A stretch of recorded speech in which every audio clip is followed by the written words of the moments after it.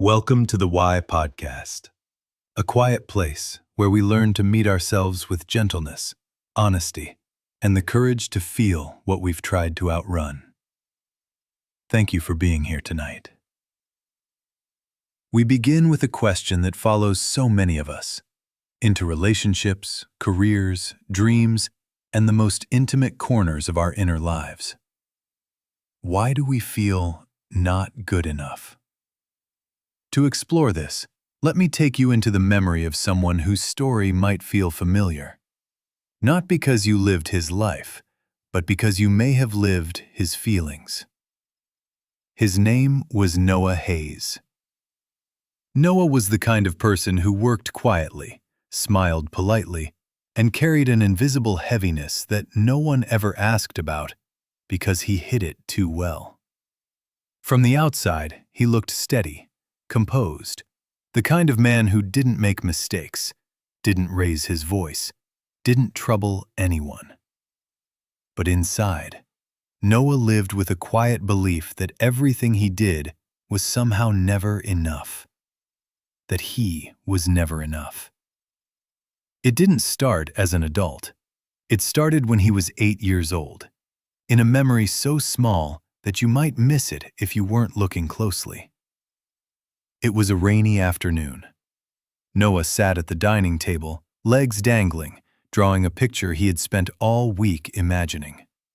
A lighthouse, tall, bright, steady in the middle of a storm. When he finished, he ran to his father, eyes shining in the way children's eyes do when they want to be seen. "Look, Dad," he said proudly. "I made this." His father barely looked up from the newspaper. His voice was flat, unbothered, distant. "That's fine, Noah," he murmured. "But you should try harder next time. Your lines are messy." Just like that. No anger, no sharpness, just a passing comment that latched onto Noah's small heart like a hook he never learned to pull out. He walked back to the table and looked at the drawing, a drawing he loved 3 minutes earlier. Now it looked wrong, ugly, incomplete. His little chest tightened. He pressed his lips together to keep them from trembling. That was the day Noah learned a lesson that would follow him into every corner of adulthood. To be loved, I have to be better. 1 year passed, but that one sentence never left him. In high school, he got second place in a writing contest. Everyone said he did great, but all he heard was his father saying, "Why not first?" In college, he graduated with honors, but instead of celebrating, he whispered into his pillow, "I should have worked harder." At work, he became the person everyone relied on, not because he felt capable, but because he felt he had to earn every breath he took. Compliments slid off him like water off glass. Criticism cut too deep. And love, real love, terrified him. Because love meant being seen, and being seen meant someone might notice what he feared the most. I'm not enough. On a quiet Thursday evening, Noah sat alone in his apartment. The city lights flickered outside, casting soft reflections onto the blank page of a notebook he hadn't touched in months. His therapist once told him, "Sometimes the moment you feel the most lost is the moment you're finally ready to understand your truth." Tonight, something inside him cracked open. Not painfully, but honestly. He picked up his pen and wrote, "When did enough stop being enough?" The question shook him, not because he didn't know the answer, but because he did. He closed his eyes and for the first time in decades, allowed himself to return to that rainy afternoon, that messy lighthouse drawing, that tiny heartbreak. One memory, One sentence. One moment of not being seen. That was where it began. The belief. The wound. The quiet, lifelong ache of never measuring up to a standard he never chose.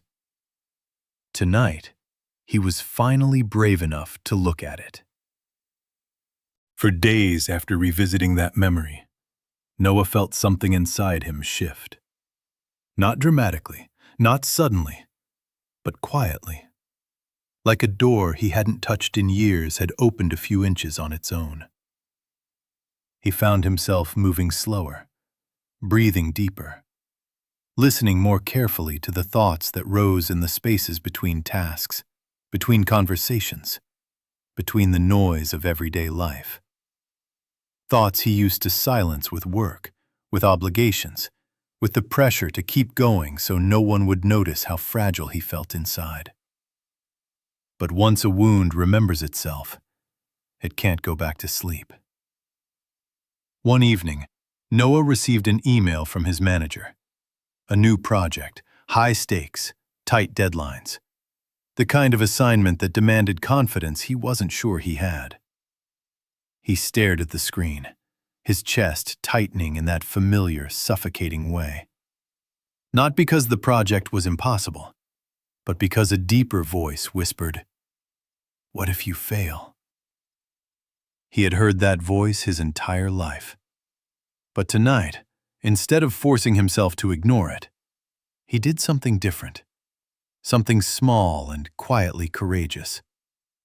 He closed the laptop and sat on the floor, back against the couch, hands resting on his knees. He whispered into the dim room, "Where did this voice even come from?" The answer didn't come immediately. It arrived slowly, like a tide returning to shore. Another memory resurfaced, one he hadn't thought about in years. He was 12, sitting in the back seat of his mother's car, holding a report card with one B among a line of A's. He remembered watching his mother's face in the rearview mirror. She wasn't angry, just disappointed. A soft sigh, barely audible, but loud enough to echo in a young boy's heart. "Noah," she had said gently, "you're capable of more than this."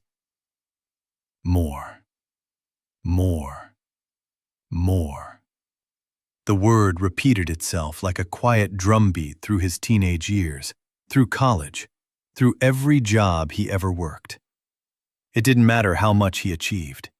The finish line always moved a little further away. Because when the people you love teach you that your best is never quite enough, you spend the rest of your life trying to earn a feeling they never learned how to give. Later that night, Noah sat at his desk and wrote another letter. Not to the child he once was, but to the version of himself that had carried this weight for so long without ever questioning it. Dear me, I'm beginning to understand that the voice telling me I'm not enough isn't mine. It never was. He let the pen rest. His breath trembled, not from sadness, but from clarity. Because the truth was simple. He wasn't born believing he wasn't enough. He learned it. And anything learned can be unlearned. A few days later, Noah visited a small park he used to go to as a teenager when life felt too loud. The trees were taller now, their branches stretched wide like open arms.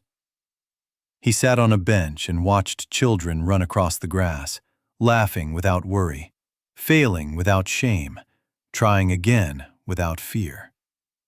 Something in him ached, not painfully, but longingly, as if remembering a language he once spoke fluently, but hadn't used in years. A little girl tripped and fell in front of him. Her dad rushed over, kneeling beside her. No frustration, no disappointment, just warmth. "It's okay," the father said softly. "Falling means you're trying." The little girl nodded, stood up, and ran again, fearless in her smallness. And in that moment, Noah felt something inside him loosen, a knot that had been tightening for decades. He whispered to himself, "What if I had heard that when I was her age?" He looked up at the sky, a pale winter blue, and for the first time in his adult life, he allowed himself to grieve the childhood he never received. Not with tears, but with recognition. The kind of recognition that frees you instead of breaking you. That night, he wrote one more line beneath the letter. I wasn't unworthy.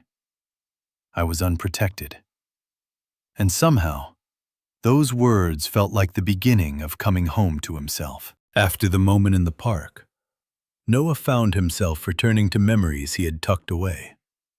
Not to punish himself, but to understand why the belief, "I'm not good enough," had grown so deep inside his bones. One memory in particular rose to the surface like a bruise touched too gently. He was 17, standing backstage at his school's talent show, hands sweating, heart pounding with a mixture of excitement and fear. He had practiced for weeks, a piano piece he loved with his whole heart. Music was the one place where he felt certain, steady, uncomplicated. When his name was announced, he walked onto the stage under bright lights that made the world look softer, almost magical. He began to play. The first few notes were clean, confident, alive. But halfway through, his finger slipped. Just once, barely noticeable. But the mistake echoed in his mind, as if the entire auditorium had heard it.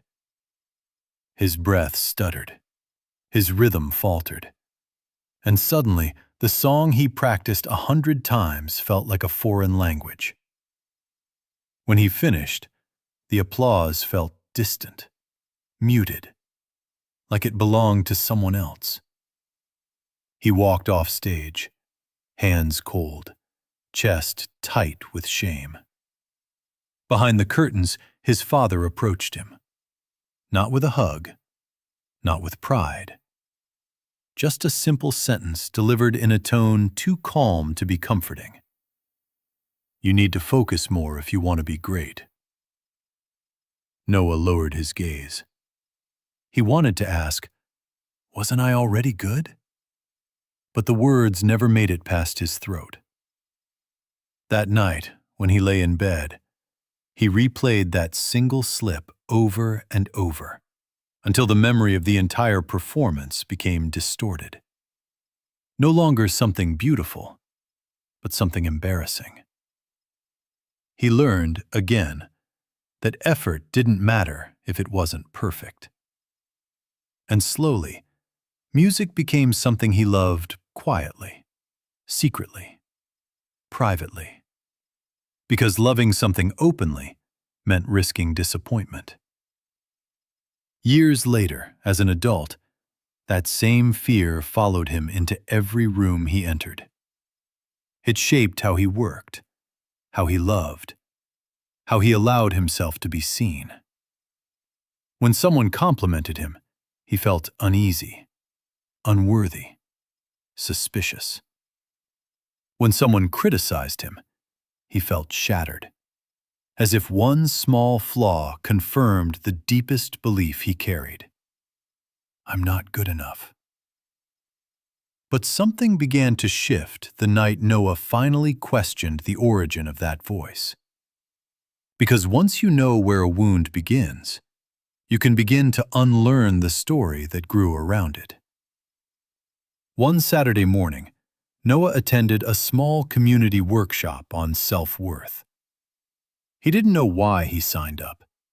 Maybe curiosity, maybe desperation, maybe the quiet hope that he could finally breathe without the weight of proving himself. The facilitator, a gentle woman named Mary Ann, spoke with a calmness that settled into the room like warm light. She asked the group, "When was the first time you felt you had to earn love?" Noah froze. The question felt like a hand reaching directly into his chest. Marianne continued, "Self-worth is not something we're born lacking. It is something we lose when someone teaches us that who we are is not enough." Noah felt a sting behind his eyes. He lowered his head, hands gripping his knees as if holding himself together. Then Marianne said something that cracked the room open inside his mind. Perfectionism is not the pursuit of excellence. It is the fear of disappointing someone you were never meant to impress. The words hit him like a truth he had spent years trying not to hear. He thought of the lighthouse drawing, the B on his report card, the piano performance, all the times he reached for love and received conditions instead. And for the first time in his life, he felt something unexpected. Anger. Not at his parents, but at the belief that had stolen decades of his self-worth. A belief he never chose. A belief he never questioned. A belief he could, perhaps, finally let go. That night, Noah wrote a new letter. "Dear me, you were a child. You didn't deserve to feel small. You didn't deserve to earn love. And you don't deserve to doubt yourself now. I see you. I hear you. I'm trying to come back to you." He closed the notebook, placed a hand over his heart, and let himself cry for the first time in what felt like years. Not a cry of weakness, but of release, of recognition, of return. In that gentle unraveling, something in him finally began to heal. In the weeks that followed, Noah moved through his life differently. Not with certainty, not with confidence, but with a new kind of awareness. A softness toward the parts of himself he once tried to fix instead of understand. Healing didn't make him perfect. It didn't erase the voice overnight. But it changed something in the way he responded to it. Whenever the old thought whispered, "You're not enough," he paused, placed a hand over his chest, and asked quietly, "Says who?" And somehow, that small question made the voice weaker every time. One evening, he found himself walking past a music shop. Guitars hung in the window under warm golden lights. Sheet music stacked neatly on shelves. Pianos polished to a soft glow. He felt a pull, a gentle, almost shy recognition from the version of himself who once loved music without fear. He stepped inside. The door chimed softly, and the scent of old wood and strings wrapped around him. In the corner of the room stood an upright piano, black, simple, unassuming. Noah approached it slowly, his fingertips brushing the edge like greeting an old friend after years apart. He sat down, lifted the fallboard, placed his fingers gently on the keys. Then, with a breath that felt like forgiveness, he played the same piece he performed at 17. At first, his fingers trembled. The memory of the mistake hovered in the back of his mind like a shadow waiting to appear. But he kept playing, softly, honesty, willingly imperfect. And when he reached the part where he once slipped, he hesitated, just for a breath, then continued. No shame, no collapse, no whisper of worthlessness, just music. When he finished, he rested his hands on his lap and smiled, a small, quiet smile that felt like sunlight breaking through after a long storm. For the first time, the song belonged to him instead of his fear. A few days later, Noah returned to the park bench where the little girl fell and got back up again. The winter air was still cold, but his chest felt warmer than it had in years. He opened his notebook and wrote another letter, the final one in this chapter of his healing. Dear me, I know now that I was never meant to be perfect. I was meant to be growing, learning, trying, becoming. Not good enough was never my truth. It was someone else's fear that I carried for too long. I release it now. I choose to belong to myself again. He closed the notebook gently, as if closing a chapter that had been waiting for years to be rewritten. A breeze passed through the trees, soft and slow, and for a moment, Noah felt entirely present in his own life. Not perfect, not finished, but free.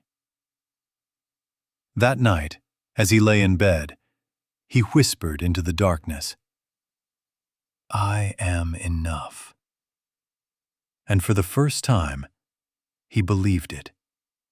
Not because someone told him, not because he proved anything, but because healing had finally made space for the truth he should have grown up with. Thank you for sharing this moment with me on the Why podcast. If you've ever felt not good enough, in love, in work, in your family, or within your own quiet thoughts, I hope Noah's story reminds you that this belief did not begin with you. It began in a moment when you deserved love, but received expectation instead. And now, as an adult, you have the power to give yourself what you were missing. You are enough because you exist, not because you perform. Until our next question, be gentle with your healing, kind to your memories, and patient with the versions of yourself you are still learning to love. I'll see you again in the next episode of the Why podcast. Goodbye.